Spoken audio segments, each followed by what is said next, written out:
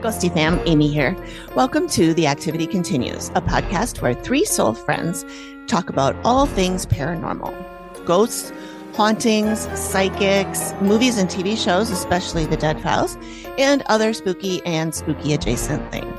We also like to interview people in the paranormal community, as well as past Dead Files clients and other interesting people. Sometimes we even tell your stories. I hope you enjoy the show.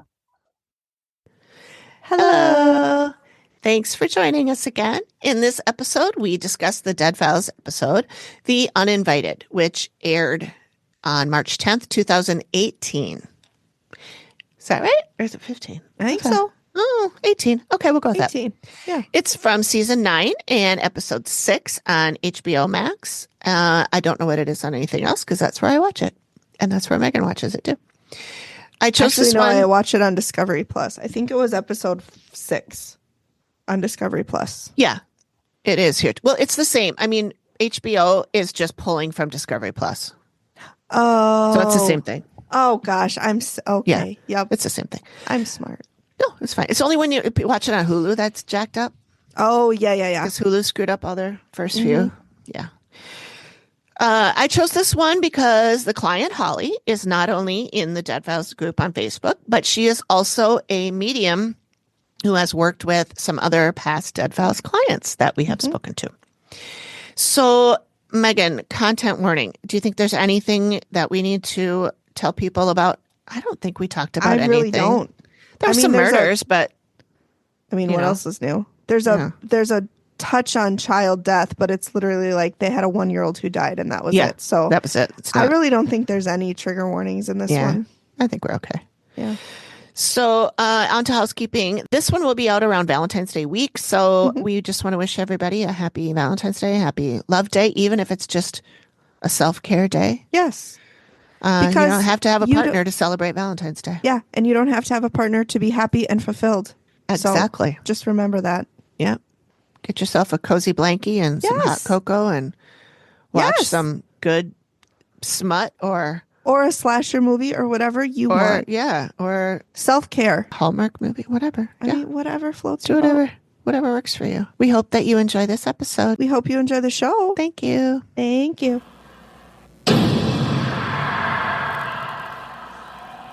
Welcome back, everybody. Tonight, as mentioned, we are discussing The Uninvited, which is Amy's pick. So she is here for her overview.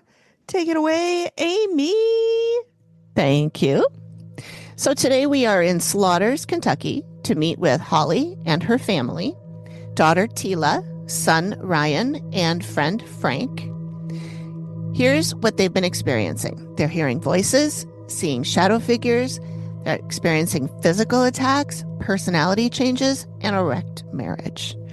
After Steve interviews the above, he goes into town and meets with a genealogist, a former cop turned crime writer, and a local sheriff. He comes away with stories of previous property owners who had a lot of deaths in their families, mostly due to heart problems. Then there are 2 stories. One is about a family of Steves and Williams that includes a few homicides, and the other is about a homicide in which no one pays for murdering people. Both stories confused us greatly, at least me and AP. Me. Okay, good. All of us. But don't worry, we'll try and clear them up for you later. Amy sees a gargoyle dragon thing with spider legs that can appear as a shadow figure and can give people nightmares. She also discovers a vast hole that has been there forever, out of which come what she calls interdimensional beings or aliens. In the reveal, Steve doesn't really connect any of these things to anything that he's found in research, except he gets Amy to agree that the aliens might have something to do with the deaths on the property over the years. But interestingly, one of the entities Amy sees ends up being not someone that Steve uncovered, but a relative of the family, the client's father. He's been trying to warn them about the aliens, but they haven't been listening. Amy gives them their laundry list of things to do, but says they really just need to move as soon as possible and as far away as possible. Do they do that? Stay tuned to see if the activity continues.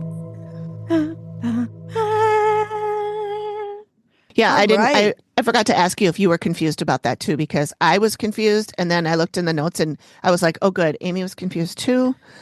Let's just be frank. If you are confused, I am confused. So, So, how often have we been in a conversation and you've been like, I'm confused, and I've been like, no, I completely know what's going on. it just happened. When? The last episode that I was editing, I remember Oh yeah. because Well, that's not. I was like, I think Amy too was like, I wasn't sure Oh, about I that, do and you were remember like, I that. got it right away. I got it Yeah. right away, and I was like, Oh, when they were talking about the landlord and because wasn't that the last one where they were renting? yes. Oh, Yeah. oh no, that was the aftermath. That was last season. Oh, okay. Maybe that's it though, because I did listen to that one recently again too, so it could be that one. But yeah, yes, Yeah. I think it was that when it was the Dead Files episode that was called the aftermath, and our episode was called back to attachments. But yeah, we were confused about. We thought the family that was on the show was the owner of the house, and they Right, were not. but They it were wasn't. renting. Yeah. I will say right away, I did notice foreshadowing when Matt was doing his walkthrough and there was dream catchers on the wall. And I noticed that. I'm like, ooh, this, because they don't usually show those types of things being cleared. It's usually just like photos. But I thought that was very interesting. And so immediately I was like, oh, I wonder if there's something about, tied to that. And there was. Mm-hmm. So So that's why they left that in there. That's yeah. a good point.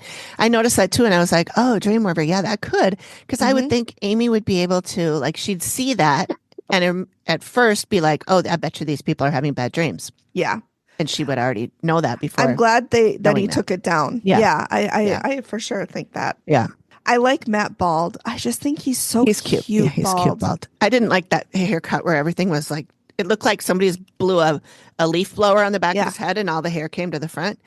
Yeah, It makes him look so young when he has hair. It's like not cute young, like boyish young. Like, where's your mother? Like, where are you? What's your curfew? Do you have a license, young? Yeah. So he's a cutie either way, but yeah, I do like it. Oh, I do like it bald. I love a bald man. So yeah, yeah. I was a little worried about you watching this one. I was going to give you a warning, but then I thought, oh, maybe that'll just upset her even more, because I know you have a tendency to have really horrible dreams, and I was like, oh, is she going to have a problem watching this? But I actually was really it actually allowed me to relate to them. Oh, good. Okay. Like I was it not that I don't see them as relatable other seasons. Yeah. But like when you have a connection with them, that helps. So I was like, it actually endeared me to them even more, which I didn't think was possible, because they were so sweet. Yeah. Her and her daughter. Yeah. I really, really, really felt for them. Like they're going through it. Yeah. So, for sure. Yeah. For sure. Yeah. Everybody in that house was. And yeah, definitely. Yeah. Once I got on the right episode. Good thing I texted you earlier today, because Megan was watching the show and she's like, I think are you sure we haven't covered this one already? Yeah. She's talking about people coming out of the walls. Yeah. I'm like, I think you're watching the wrong one. Yeah. Amy's like, we did cover that, you idiot. She didn't say that, but I'm assuming it was going through her mind. No, she didn't think that. I was just like, how did she find that one instead? Magic. And Amy's like, nope, wrong episode, wrong one. And I had thankfully I had just started watching it, so I was able to. It's not like I'd spent 2 hours watching it. Right. So, well, I hope not, because it's only an hour long. Well, before when we first started, it would take me about 2 hours because I had to write every fucking thought I had down. Yeah. Thank God we changed the format, because now it's literally like the time of an episode. Oh, yeah. I have to watch it one time to create the transcript. Mm-hmm. And then, and if I have thoughts at the moment, I will put them in then. But I always watch it one more time and read the transcript and then put my notes in, like the same way that you guys do. Yeah. Which I should mention, it's just Megan and I today. Yes. AP is, there's a very important sports ball game on this evening. Yes. And so she is unable to record while that game is on. She's watching the game instead. So, and I happen to have the day off. And so we are Yeah. recording very early. It is Yeah. 2:15 p.m. yeah. And why didn't we ask Amy to record with us? Because she's at work. She's working. She's working today. She's a working lady today. She is she's bringing home the bacon Yes, to she our is. podcast family. Yes. I wish she was bringing home bacon to my frying pan also. That sounds dirty. I don't. Real bacon. And none of this flimsy, flaccid cooked bacon. I mean, crispy bacon all the way. I like it crispy too. I don't like it so much that it like crumbles when you bite into it. Oh, but I do yeah, like it crispy. Oh, I love it like that. Really? Yeah. That's the crispier the better. That's the best way to have it on a sandwich. If Otherwise, it's even burnt. Like, I'll take burnt bacon. I don't like the burnt bacon grease taste. But burnt bacon. Anyway, do you guys see how we can get off on tangents so easily? But we don't have ADHD. Not at all. No. Also, fun to know, we have another one that wrecked the marriage. Oh, yeah. Yep. This is another wrecked marriage. Paranormal marriage wrecker. Put that on your bingo card. Okay. So Slaughters, Kentucky. Steve calls it a tiny town with a strange name. And it's 2 hours north of Nashville. Nashville is in Tennessee. Are they that close? Yeah. I mean, Tennessee is not a very wide city. Right. State. That's true. Whatever it is, whatever part of geography it is, it's not very wide. Yeah. That's true. AP looked this up and she said that it was named after Augustus Slaughter, who won the right to name it after winning a card game. And she shot us a link for that. And I'll put that in the show notes if you guys want to read more about that. That's amazing. Yeah. AP and I liked Amy's hair in this one with the purple on the lower part. She is so awesome. I know.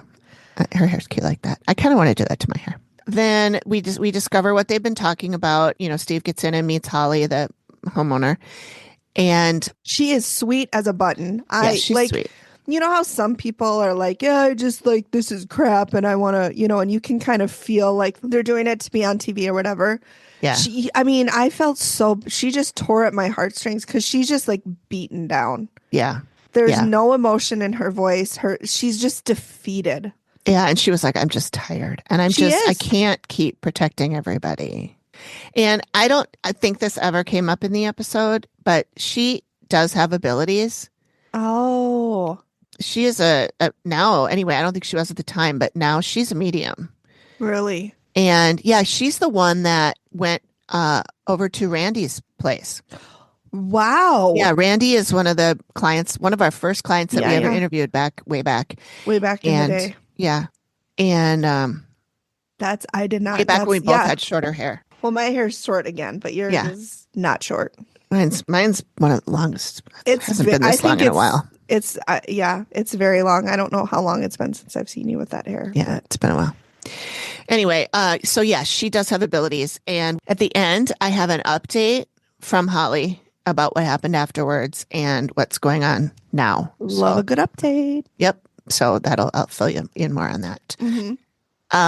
Let's see. We are hearing voices, shadow figures, I said all that, and that's basic. We a lot of times that's the list of shit that we see. Yeah. Holly does have a husband who they are separated, estranged, I assume. He does not live there at the time of this filming. And I don't know the status of that. I do not think that they're together. I looked at her Facebook page and I didn't see anything about them. And they even addressed that in the episode. Yeah. And I think there's too much damage that's been done. Yeah. Yeah. Because Steve did ask if we could get all this taken care of and stuff. Would you want to be back together with him? And she's like, I don't know. He's the love of my life. But, a lot of things were said and some hurtful things happened and stuff. So, yeah. And especially if what Amy saw really happened. Yeah. I don't know if that could be mended either. Yeah. Yeah. Well, and because abusive. he had experiences, but still would not validate her experience with what she has seen. Yeah. And that's who does that sound like? Yeah. It does sound like somebody that we know. So there's that.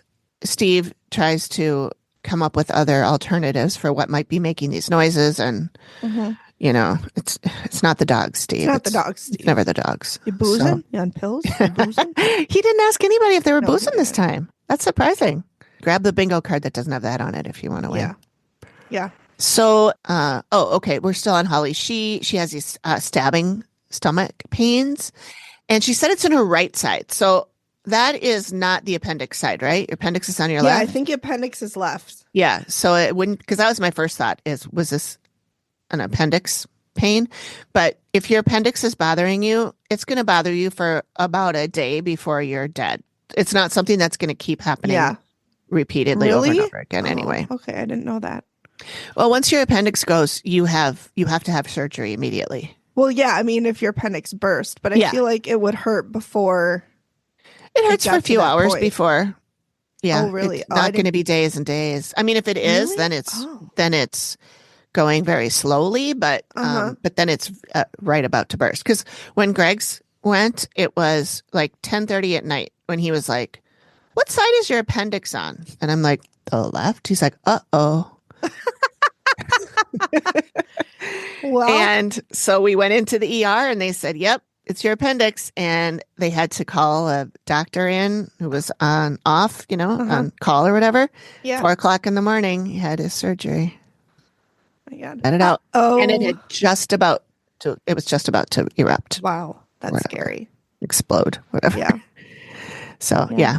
Everything's, I did notice, I think it's something evil to again, I've said this before, but like everything is evil to people. Even me, like my guy that I didn't know, I thought was evil because we fear what we don't know. And so most times I feel like it's not evil. This time happened to be, but like Frank, my spirit wasn't evil. He was actually looking out for me, but it's just, it's just such a cliche thing. Like it's evil. It's trying to kill us. It's taking away, Well, we fear what we don't understand.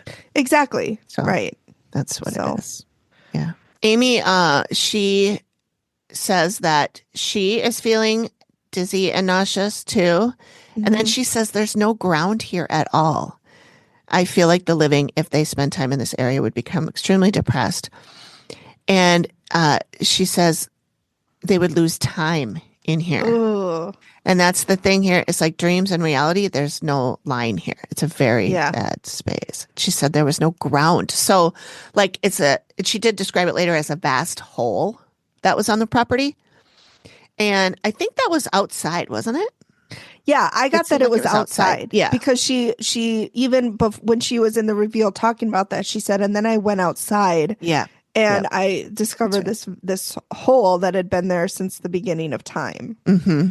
Yeah. I wonder how she knows that. Like, can she feel it? Or like, what are her indications that something is that old? Do you know what I'm saying? Yeah. I don't know for sure, but I would assume that her guides are helping her with that. True. And they probably are, they're at a higher plane and they know more than we would. And so they're probably like, that's been around here forever. Yeah.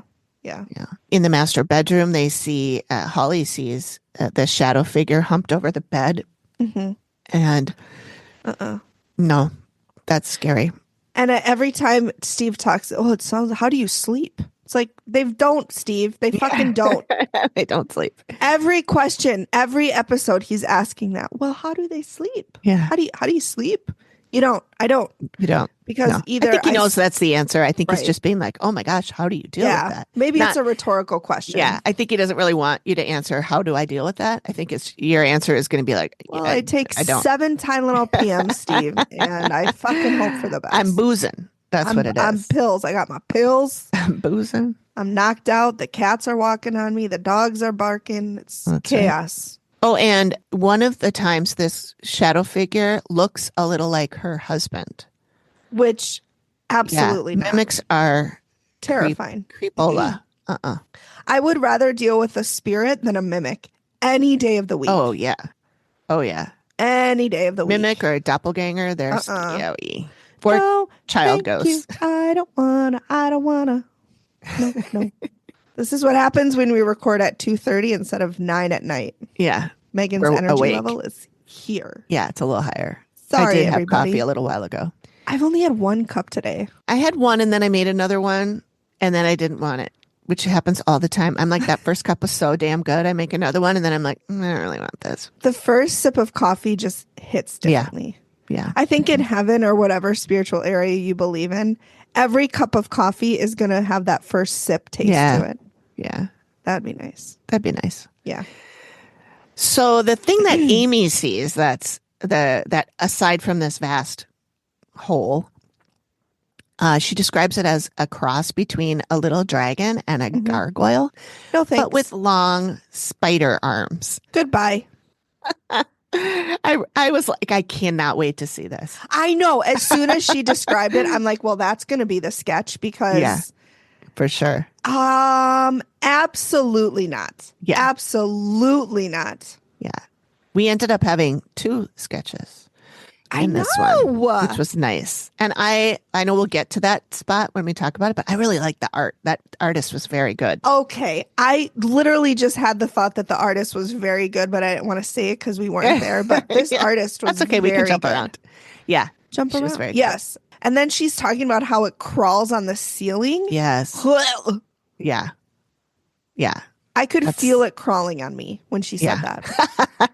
I don't know how she sees these things that she sees and doesn't just go batshit crazy from seeing all this. Well, she's been doing it for a long time. She's probably it's just and Tuesday. she has her guides to help her.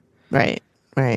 Yeah. Okay, so the little boy Ryan, he's 11. Oh my God. Yeah. He sees a guy that died that came out of the wall, and he had a hat on. Mm-hmm. And he said he was dark. He was black, meaning you couldn't see through him. Yeah. Not like African American. Right. And then Steve asked if it was a dream, and he said no. So I just wanted to hug everybody in this episode. And like you could tell when Steve was interviewing Ryan that he was just they're all just fed, like they're done. The fight has gone out of every single one of them.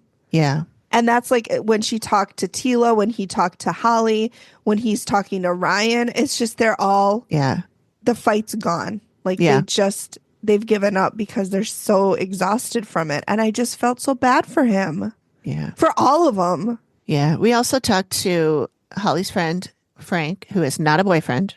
I know. I was like, Steve is dubious, and so are we. I think I maybe was. I don't think anymore, because I think I found him on her Facebook page. I think they're just friends. I'm not saying there was never anything going on. Is all I'm saying. Anyway, and maybe we're just too cynical. I know. I think that's probably it. I mean, interviewing him, he seemed like a very nice man. Oh yeah. Yeah. I really think, and and I thought it was funny where Steve was like, you guys have been friends for a long time. And Frank's like, yeah, 6 years. I'm like, that's not that long to me. It's not that long. Like Amy and I have been friends for 10. I know. Isn't that crazy? Oh my God. 10 years. Old. But anyways, so I just thought that was interesting when he said that. I was like, yeah, we've been friends for 20 years, not 6. Yeah. I don't know. Well, Frank has chest pains that he never had before he moved in. Mm-hmm. And he feels like it's a stabbing.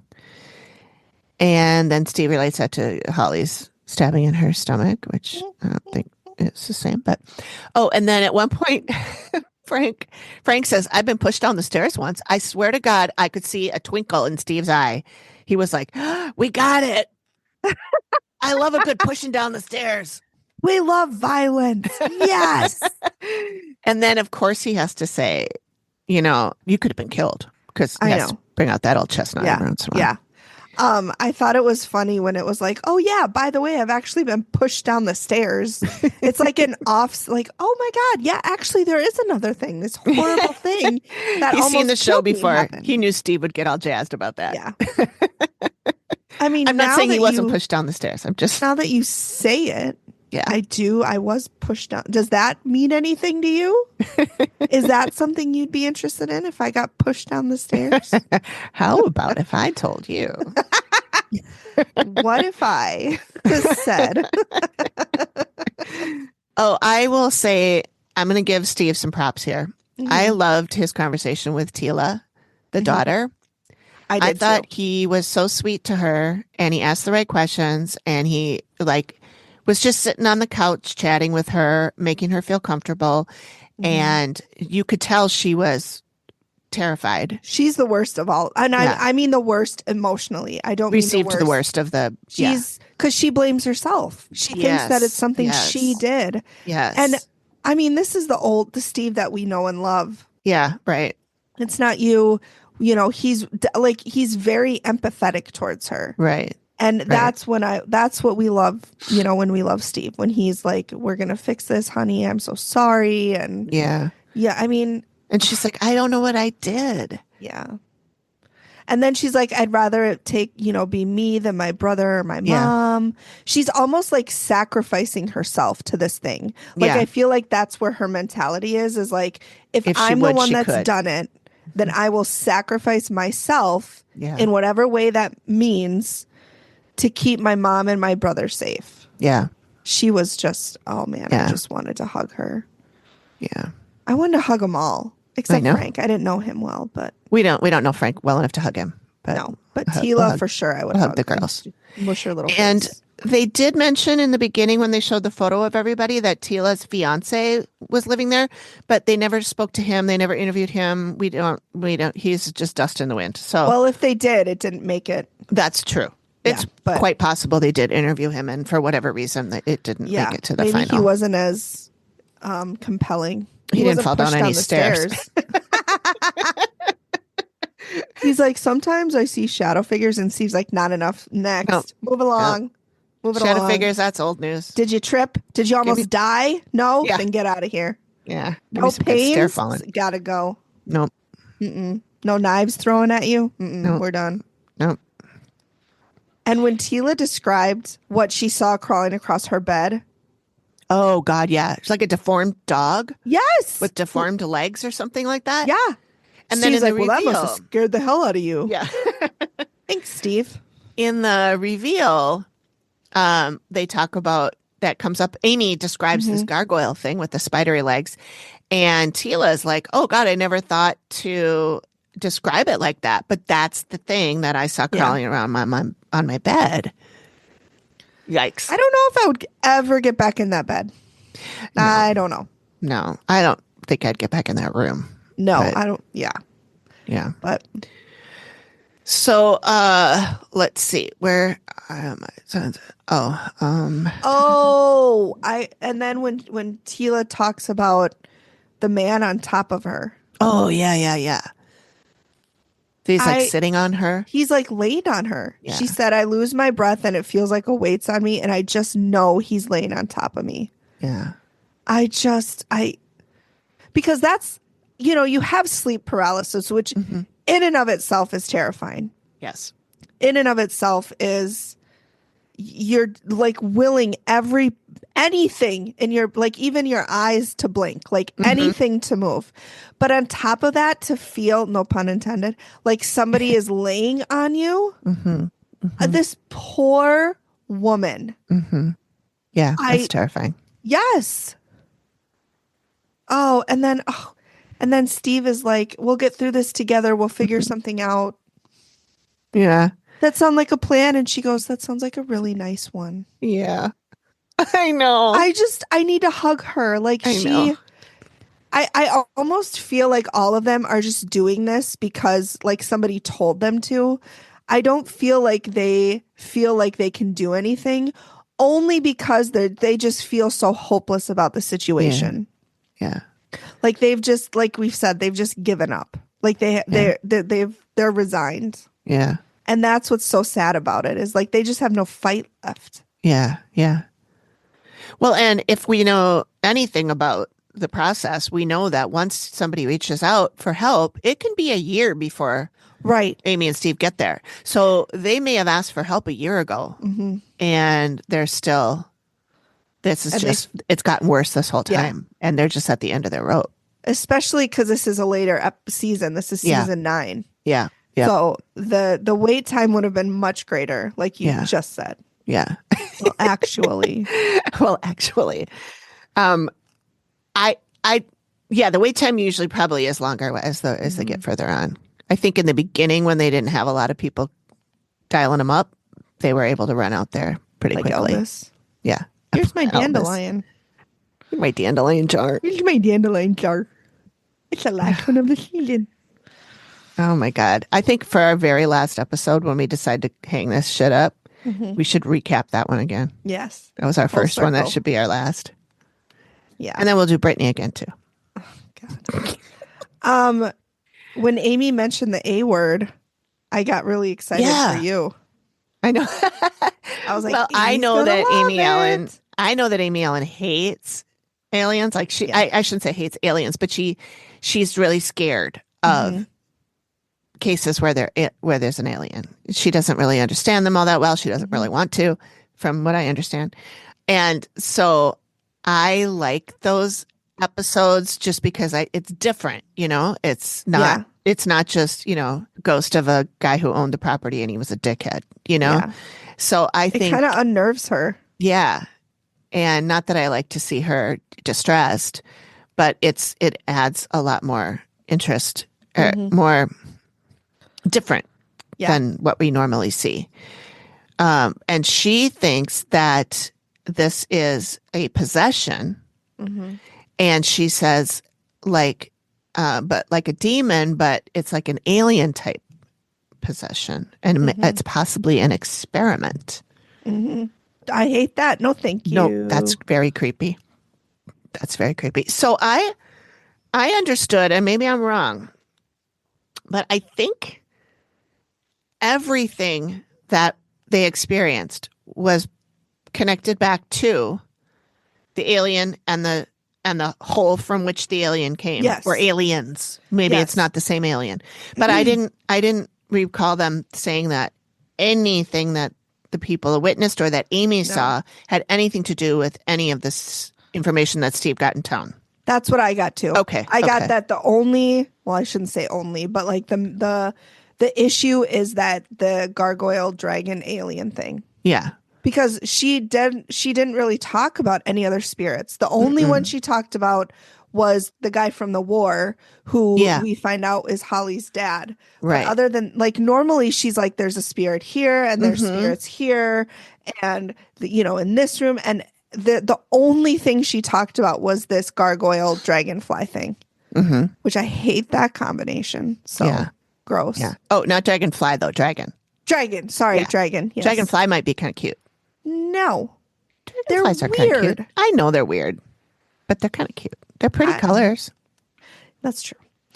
So yeah, that was another interesting thing because I don't know if we've ever had an episode with just aliens in it. Right. I don't think so either. Well, no. Because we've had aliens. Yes. But it hasn't only been them. I think there is an episode, but I don't think we've covered it yet. Oh. It's one where a father and son keep getting abducted. No, we did cover that. Did we do that one? Okay. Yep. I don't remember there being any other beings in that one. Maybe there were, and I just don't remember. Well, the aliens overshadowed it for me. I don't know if you've caught on by now, listeners, but my memory is not the greatest. So we'll rely on Amy. Oh, I don't know. For this one. I'll do what I can. Thank you for listening. The activity continues. We'll be back after this short break. Hi, all. I'm sure you have heard our ads for Wantable in the past few months.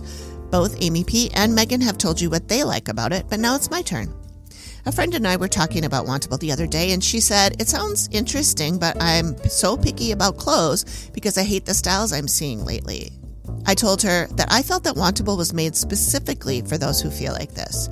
First of all, you tell them exactly what you like. You can look at all these pictures on their website and go, "I like this, I don't like that, never send me animal prints." And they actually have a real person picking out the clothes based on your preferences. They send all the items to you, and if you don't like any of it, you just put it back in the bag and send it back.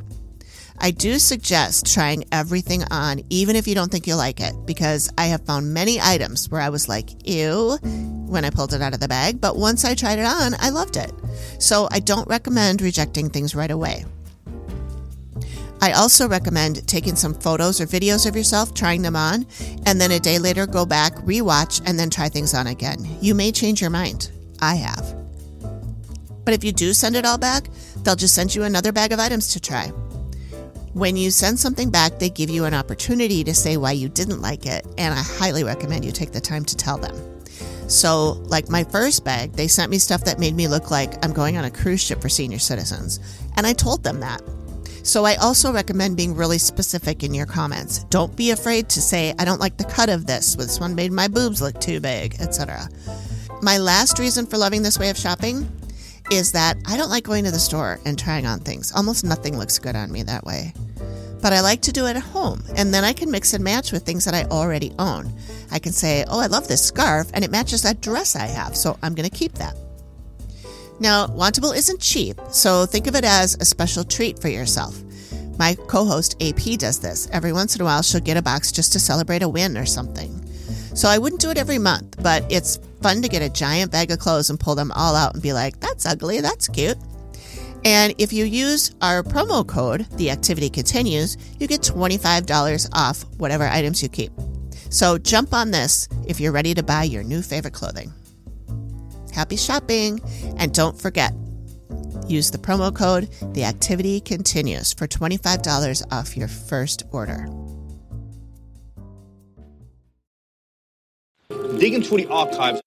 So let's talk a little about the history, even though it didn't actually connect to any of the spirits in the house, because it was interesting. Yeah. So Steve goes to talk to Mandy O'Leary, and she is a genealogist. Not a gynecologist. That's right.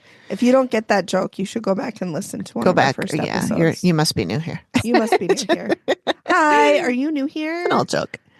So Mandy tells them about Sally and AJ Couch, who bought the property in 1910. And they had a child who passed away. Then they had 4 daughters. That was a son. 1 year. He was little. Yeah. And they don't say why or how. I'm assuming it was it's some type of... 1910. So, like, pick anything. I know they get a cough and they die. Yeah, he coughed and died. He fell out of bed and broke his arm and died. Like, it could have been they didn't have medical care. They didn't know what anything was. Yeah, a lot of people died early back then. So then AJ, the father, died at 63 with an inflamed heart. And then his whole family had heart problems. And then Amy found us a link, AP found us a link about family history and heart disease. So I'll put that in the show notes too. Yep. If anybody wants to read up on that. And for some light reading. Yeah, just a little, in case you're interested.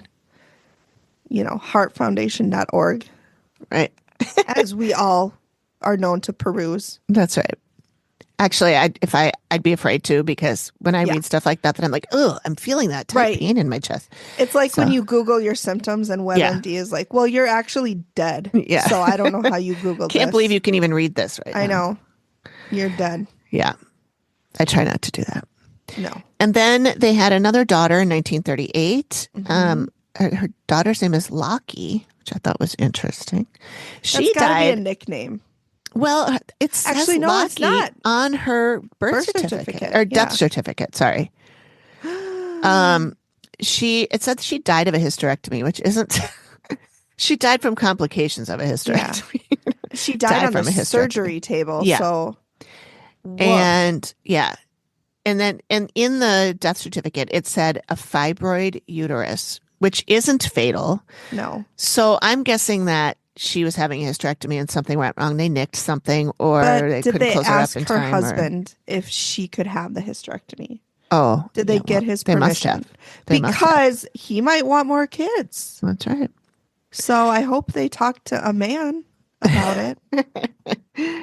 Yeah, it probably was. Well, she was 40, so she probably had all the kids she was going to, if she had any at all. I mean, this is 1930s. Like, that's all she was good for. Was kids. So she was past her kid having days. Yeah. To them. Yeah. Is my guess.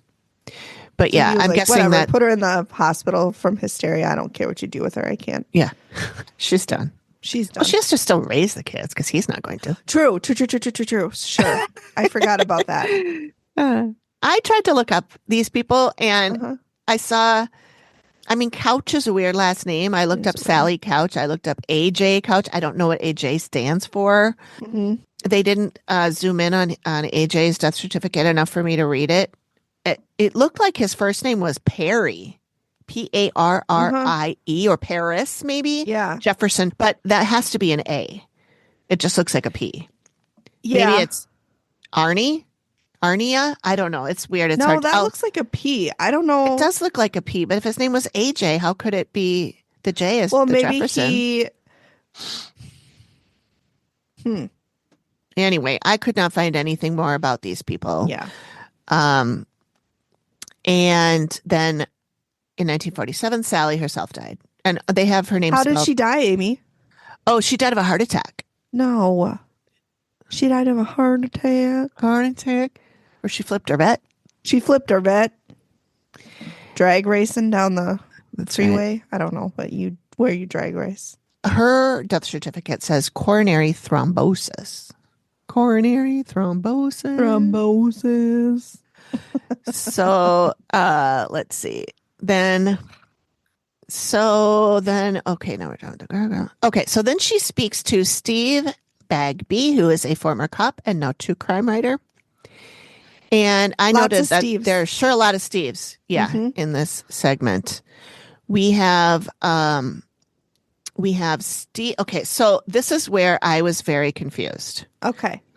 Let me see if I can help you. I doubt it, but I'll give it the old college try. The man says, and what it said in the closed captions on the show, Stephen Osborne Kaufman inherited the property around 1896.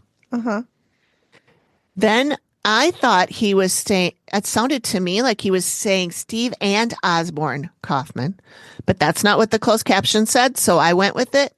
I found a Stephen A. Kaufman, but he was married to a Mary Ella, not an Osborne. And then I was like, or Stephen and Osborne brothers.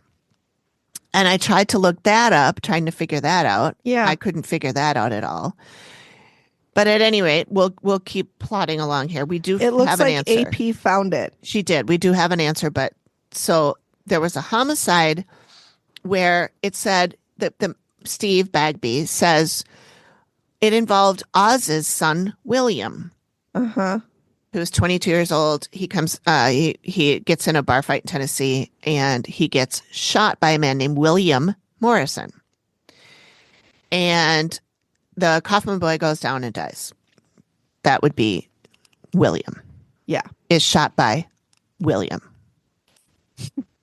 So William Morrison shoots William, who's Oz's son, who I assume Oz is Osborne, who is Stephen's brother. Right. Last name Kaufman. So William Kaufman was shot by William Morrison. Correct. Okay. Yes. Here we go. We're there. Here we go. We got it. And then AP did find a couple of articles about the trial. I have not read them yet, but I will put those in the show notes and we can read them. Morrison gets convicted and then he escapes after 2 years of serving time. And he stays a fugitive for 17 to 18 years. Which is, and then we never talk about, that's like his whole life. Yeah. Well, we never, like, he stays a fugitive.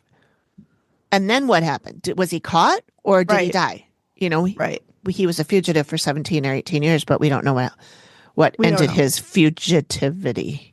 I think that's right. So then there were 2 murders, and this murder involved, this was Stephen's son, whose name was William. Oh, Lord. And so there's only one Stephen in the story, but it's being told by Steve Bagby to Steve DeShavi. So that's where I was like, that's a lot of Steves. And then we got a lot of Williams. We got 3 Williams and 3 Steves.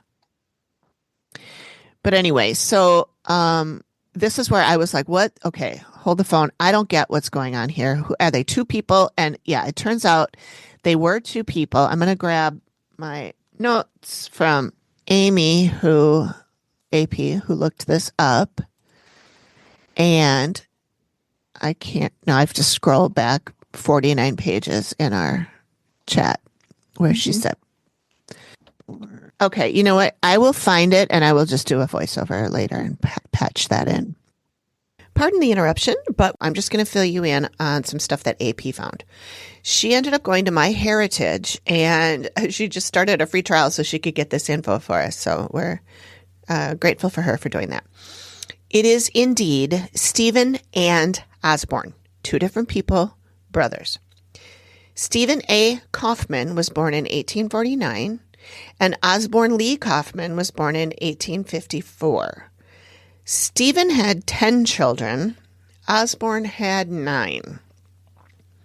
According to the screenshots that she sent me, it looks like Osborne married his sister, Sarah. She shows up as both his wife and his sibling. In one place, she is listed as Sarah Frances Tapp, and then in parentheses, born Kaufman. And in another place, it says she is Sarah Frances Kaufman, in parentheses, born Tapp. So maybe just someone just goofed on the record keeping. She and I both looked a little bit today, a couple days after the recording while I was editing, and did not find anything other than that. She did find a Sally Frances Kaufman, but she was born the year before Stephen was born, the oldest brother. So that would have made her pretty old for Osborne. Also, this was from Find a Grave where Amy found that. And it does show that this Sarah or Sally Frances was actually married to somebody named James Markham Kaufman from 1845 to 1925. So I don't believe this can be Osborne's wife because she's somebody else's wife. Not that she couldn't be both, but this was over the time period that she would have been married to the other guy if this was her. And her parents are not the same parents of Stephen and Osborne, so she can't be their sister either. So I don't think it's her. Anyway, they both had sons named William, but it is Osborne's son who was murdered, as stated in the show. William D. Kaufman, that is the son of Osborne, was born in 1877. And William Kaufman, son of Stephen, we don't have a DOB, date of birth. We don't have a middle name either. So that's what we found. It is 2 people. So it would have been nice if Dead Files production crew would have kind of cleaned that up a little bit. And the closed captioning gave it Stephen Osborne as if it was one person. So that's why we were confused. I hope that we cleared that up for you. Okay, so that's where all that happens. And then, so the guy that shot somebody named Paul is who killed William. Yeah, well, William was killed by Paul. Paul Campbell. And then he gets away with murder because they bring it to the grand jury and they render a no bill. He's not convicted. I've never heard of that before. I came across it when I was doing research for my other podcast, Volstead Land. This apparently happened a lot in the 20s, 30s. And it is, this is a quote from the Googs. A no bill is a legal term that refers to a grand jury's decision not to indict a defendant, meaning they believe there is not enough evidence to proceed with criminal charges against them, and the case will not go to trial. Essentially, it's a decision by the grand jury not to issue a formal indictment against a suspect due to insufficient evidence, which I think we just call it something else now. I don't know what we call it, but it's not that. I wonder if that means, like, could they bring charges against him later if they find evidence, or is that like double jeopardy where if they've decided to not do anything, they can't do it again? No, I think they can do it again. If they find evidence, they can, because I think double jeopardy is only when you have been acquitted. When there's been a trial and you've been acquitted, you cannot. Yeah. So like OJ could have openly admitted to killing Nicole and Ron and they couldn't have done anything. Which he did, basically. No. He said if. And then he said he had done it. Was my alter ego or whatever. My evil twin. I don't know. Okay, George. He was a fucking... I'm so glad he's dead. Sorry, he didn't really bring much to the world. Well, he brought entertainment in a couple different ways. Yeah, there's that. Yeah. So anyway, neither of those cases had any justice, is basically what we're at. And And they didn't really come up No. again. Well, they ever. didn't connect to anything that was going on in the house, so it didn't really No, matter. they didn't. It was just like sort of interesting town stories. It really had nothing to do with Holly's house. I think they just needed to fill up some time. Yeah. Which is dumb. They probably had 5,000 hours of thing. They could have just done more on that stuff Amy saw. I'm sure they cut some of that. So Amy, then this is where Amy meets the World War II guy. Mm-hmm. And she says, I get that he was a World War II vet. Somebody says that he met with an unfortunate accident. That's my memoir. Yeah. Or the title of your sex tape. If you watch Brooklyn Nine-Nine. No, I don't. Oh, you should watch it. You'd like it. I should. You would like it. Because it's got a little bit of crime stuff in there too. Because you know they're cops. And it's got Terry, what's his name? Terry Crews. Yes. Oh my God. And he talks about himself in the third person. Terry doesn't like that. I love him. I do too. I love him. You would love the show, Megan. You would love it. I know. I've seen clips of it and it looks really funny. I hilarious. think that Terry's a really good person. Like that's the vibe that I get from him. I do too. Is that he's like, I mean, I think he married his sweetheart, or high school sweetheart. Really? He's talked about how he was sexually assaulted in Hollywood. Oh no. Mm-hmm. I think it was when he was younger. Mm-hmm. I don't know. Oh, that's awful. Anyway, bringing us down. Anyway. So the World War II vet. World War II guy, unfortunate accident. Yeah. So she says he's been trying to warn people about the hole and the gargoyle thing. And he said it was just ended up being a waste of his time and a waste of his energy, and it made him sick. So he stopped and he doesn't bother anymore. And then Amy says, he's like, trust me, people got the blank message. They just didn't bother to listen to it. He's like, I'm doing all of this work and nobody's going across dimensions to give you this fucking message. Yeah. God damn it. So then Steve goes out and meets Frankie Springfield, the local sheriff, and he tells us about a story about another guy named William McGarry. Is this the guy that had the short gray hair and like the glasses, the spectacles? I think so. I don't really remember what he looked like. I know. I don't know. So they talk about where they went to this guy, Henry Gooch's house, and he had gotten a warrant for disturbing the peace. And then Gooch's kid, Jody, came out and shot both the lawmen, and one of them died right away, but the other one ran off. And Gooch, I feel like Gooch is a nickname. It said it was their last name. I get, but it's like, whose last name is Gooch? I know, it does sound like a nickname. Like, hey, I'm Mr. Gooch. Yeah. It's just a funny name. Yeah. Anyway, sorry. Well, one of the guys he shot in the eye, which made me think of Christmas Story.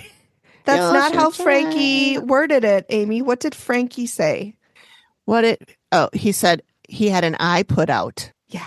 I'm like, that is a weird way to say that. Yeah. Because a lot of times they do say, yeah, you'll shoot your eye out. Or you'll put your shoot your eye out. Yeah. So, Mr. Ashby went to a coma and died. I don't even remember reading this. He's the other cop. Oh, no. The other cop. The other cop didn't die right away either? Yeah, Deputy Lorenzo Ashby and Town Marshal William McGarry. Yeah, okay. I thought one guy died on the scene and then McGarry ran off with a bullet hole in his eye. The partner, Mr. Ashby, he went to a coma and lingered around for a few days, and then he died. So neither one of them died at the scene? Apparently not yet. No. What's his name? Lorenzo is the one who got up. No, Lorenzo. So William the Marshal got up and ran away. Yeah. Lorenzo was down at the scene, went into a coma, and died later. Got it. Okay. Is what I'm taking from it. Yeah. Now, who's Ren Ashby? Because Lorenzo. Okay, Lorenzo. There it is. Yeah. Sorry, I got confused. Yeah, no, that's right.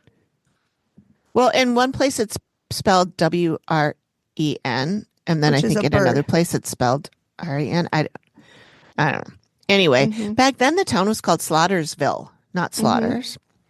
And I had put that in our notes, and Amy commented back, and because she did watch the episode and read notes and find stuff for us, and she said that's because the guy who got to name it, they always just add a ville or a ton or a town to your last name, and now you have a new town name. The activity continuesville, and then she said, "I'll see myself out." I don't know. I like Continueston better. Continueston. The activity Continueston. Sure, we'll see. You guys can vote. So Jody's on the loose. Jody's on the loose. He gets arrested. The town seeks revenge. Henry Gooch this is another one of these parts of the story that I thought was very confusing. Henry Gooch, who's the dad of Jody, was found on the south end of town in Slaughters with his head blowed off, probably with a shotgun. Probably. Yep, and I remember that. We figure that William McGarry, who is the one that got it in the eye, yep, town marshal, that he's the one that shot him. He goes to trial but was found not guilty. Probably because he was just revenging, being shot in the face himself. Right. Jody was found guilty of and convicted of manslaughter, sentenced to 8 years, but then a few years later was pardoned by the governor and released in 1902. Yeah. So he only served 3 years for the whole thing. Yep. So he leaves Slaughter and never comes back. And apparently his dad was told also leave Slaughter and never come back. And he didn't. And that's why he was shot. And I was like, don't the Gooches live in Slaughter? How are they supposed to stay out of town? I mean, that's where you live. So I don't know. I thought it was confusing. I think they meant to move yeah, out of town. I guess. Get out. Yeah. Get the fuck out. Yeah. Get the fuck out. Get the fuck out. Yeah. Anyway, so then we go back. That was a very confusing segment. Yeah. I thought both of the history stories were pretty confusing. And maybe the people that were editing it were like, who gives a fuck? It didn't have anything to do with the actual haunting. So, and that's the thing too, is why, because usually when we hear this stuff and it's confusing in the moment, it's all tied together in the reveal, but this wasn't. So it's like, we threw this in, we confused the hell out of you, and then bye. Yeah. That's, Yeah, it was weird. Mm-hmm. I liked this episode, but that was weird. I did like this episode. To have all of that history. It was just fluff. Didn't tie back at all. Yeah. Anyway. I didn't like that. So the sketch, Amy talks, she meets with a sketch artist and she describes the dragon gargoyle thing. It was coming out of the darkness. It has bulbous eyes, daddy long leg arms, and it was like crawling down the closet. And then there's a creature that's possessing a living woman. And this person, her bones, everything was turning black. Her heart has turned fully black. And they have an evil smile. And then we're at the reveal, which we don't really need to get into too much of this because we've talked about most of this already. Yeah. But Amy talks about the different people, the gargoyle thing, and then the man who was in his 40s, he was screaming at her. This is what Amy saw. What I think was Holly and Sean fighting. That's what I was saying. Yeah. Yes. So that's what I said in the beginning. Where even if if they were able to move or fix it or whatever, that's when I said I don't think they could get back and that's when Amy said. So Holly, Holly said, there's been too much there's been a lot said and done. Yeah. And that's what I was thinking of, because when he was yelling at her. That's abuse. Yeah. Like, I don't, and so that'd be a hard pill for her to swallow, I think. Yeah. And Amy said the woman was crying and freaking out. And she said it was odd to me because I know that the man had experiences himself. Yeah. And one segment that I really loved was when Amy was talking about Holly's dad. Yeah. Yeah. That was nice. Yeah. Because she mentioned like I got that he was a World War II vet and he died in an accident. And Steve was like, I didn't come across anybody in my research that was a World War II vet. And then that's when Holly just sort of like said very quietly, like, my dad was a World War II vet. And Steve was like, did he die in an accident? And she said, yeah, it was bad. And I don't quite understand what happened. That accident? Yeah. So her dad was... Yeah, it was confusing to me on the top of a tractor driving down the road. The man was joking around, swerving behind him. He hit the back of the tractor and went over the top of my dad. So to me, that's like the car hit it, went over the top of the tractor and like basically ran over her father in midair. Yeah, it must be. It seemed to me, like when I was trying to picture it, that if you were a car driving behind a tractor and you hit the tractor,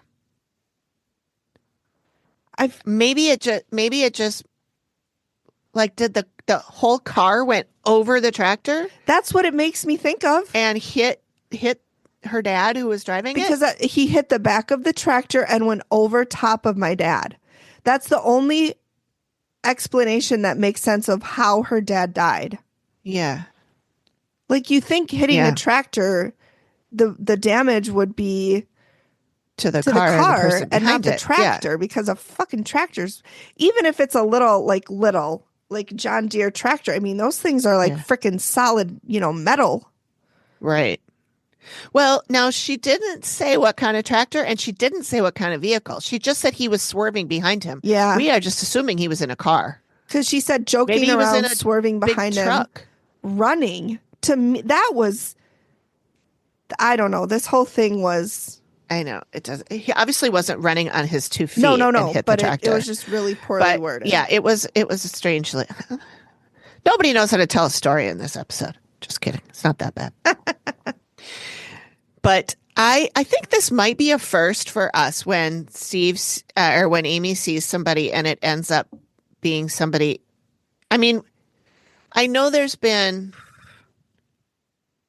we've had ones before where they see a ghost that is not something Steve found. Mm-hmm. But have we seen one before that's been somebody in the family? Like close family? I get like ancestors, yes, but like close family? I don't recall that.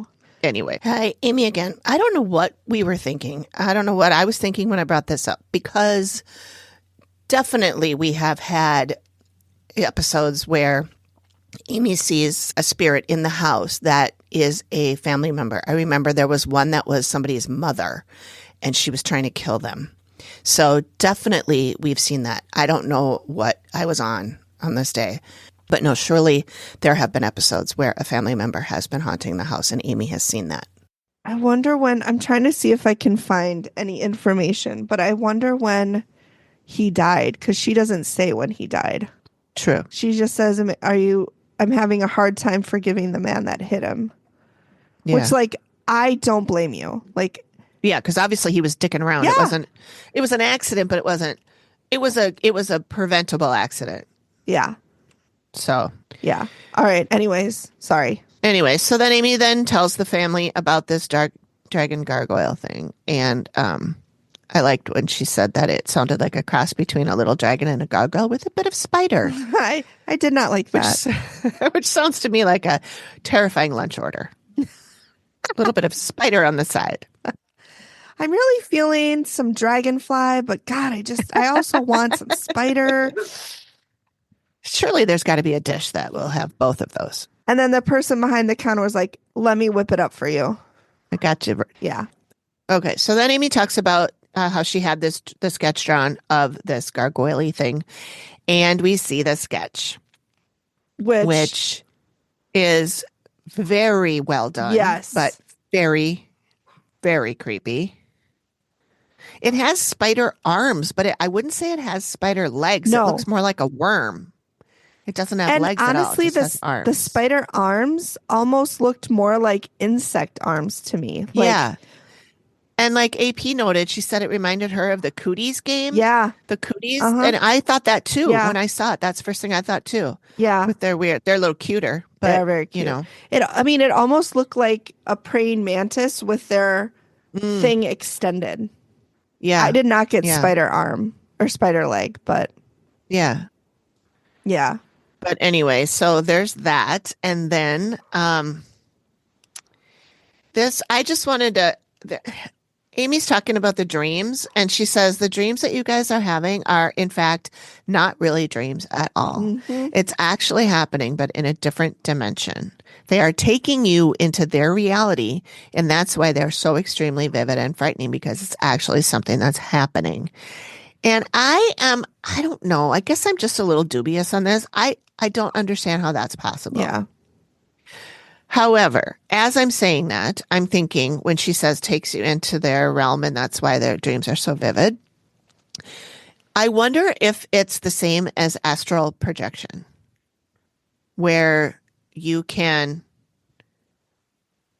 travel to a place without leaving your physical space. Maybe.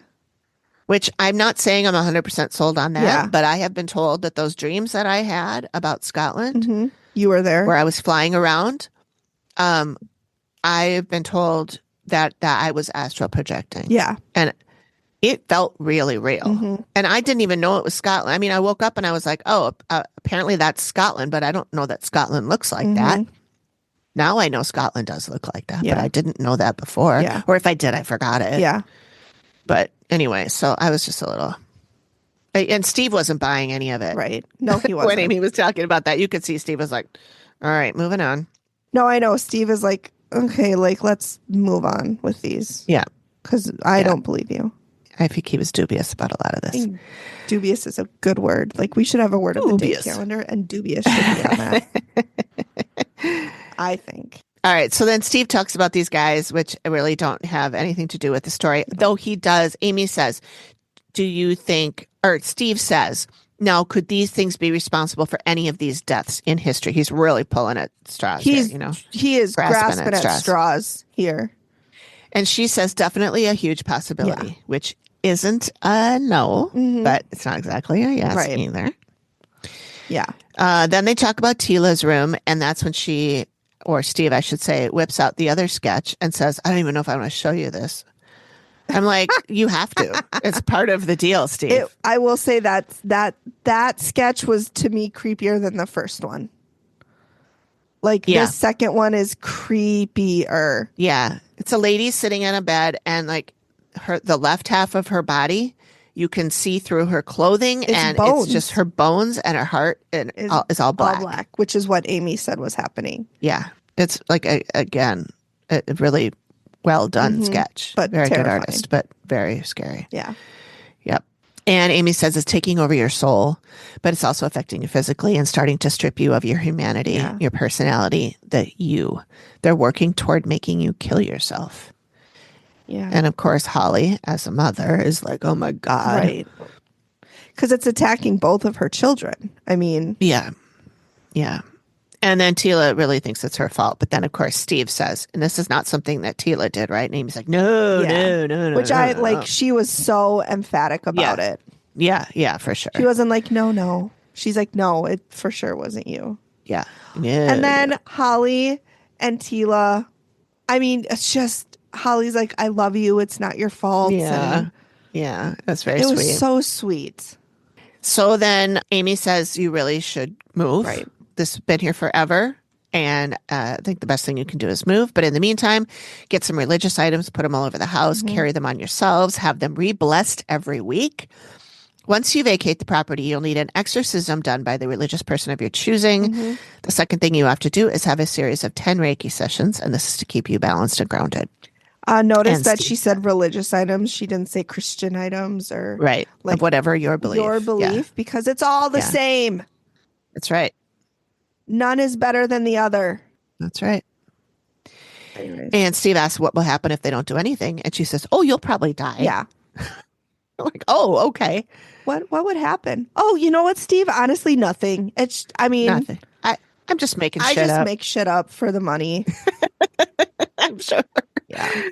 So we don't really believe that's what she's doing. No. Weird. That's facetiousness. In case you aren't familiar with her. Right. In case this is your first time here, welcome. Yeah. Welcome. So she says the only way they can remain safe is to move as far away as possible. Holly says they will. Taylor says they will. Get a religious leader to perform the exorcism on Tila. The only way they can remain safe is to move as far away as possible. If they do that and contact the religious leader, the Tila and her family can have the aliens behind and begin a peaceful life somewhere new. The show ends. Holly and Tila are searching for a new home, and the activity continues. But that is not the end of the story. No.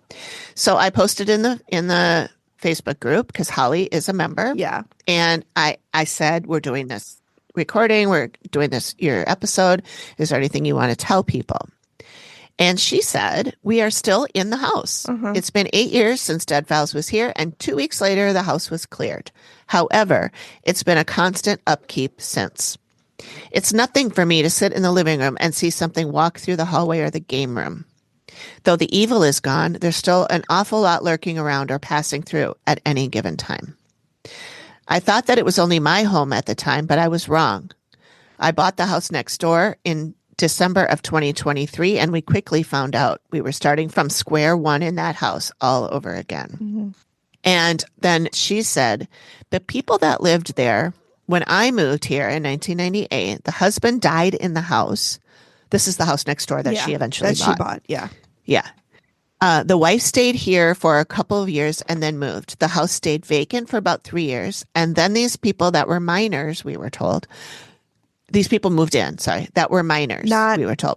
Not under 18. They were mining. Not minor, miner, as in working the mines. Yep. They were barely ever there. There was like 3 men and a mentally challenged teenage boy. Then all of a sudden they were gone. Nobody knew them and they just left. They left a lot of stuff behind. Then the house was vacant for a long time again. Even the realtor would stop over and ask if we wanted to buy the place for $35,000. Mm-hmm.